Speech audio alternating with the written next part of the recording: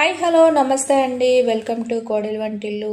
ఏంటా చిన్న పునుగులు తీసుకెళ్ళి వాటర్లో వేసి మిక్స్ చేస్తుంది అనుకుంటున్నారా?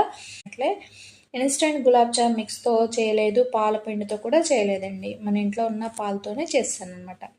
ముందుగా స్టవ్ వెలిగించి ఒక నాన్ స్టిక్ ప్యాన్ పెట్టుకో. నా పాలు అనేది ఎంత చిక్కగా దగ్గరగా వచ్చాయో చూడండి. 15 మినిట్స్కి నాకు పాలు అయితే ఇలా వచ్చాయి. తర్వాత దీనిలో ఒక స్పూన్ నెయ్యి వేసాను అనమాట. నెయ్యి మీ దగ్గర బేకింగ్ పౌడర్ అవైలబుల్గా లేకపోతే బేకింగ్ సోడా అయినా తీసుకోవచ్చు. తర్వాత మైదా పిండి ఒక 2 స్పూన్లు అయితే తీసుకుంటున్నానండి. అప్పుడే మనకి గులాబ్ జామ్ అనేది చాలా సాఫ్ట్గా టేస్టీగా వస్తుంది. ఇలా ఒక 10 మినిట్స్ మసాజ్ చేసి సాఫ్ట్గా అయ్యాయి.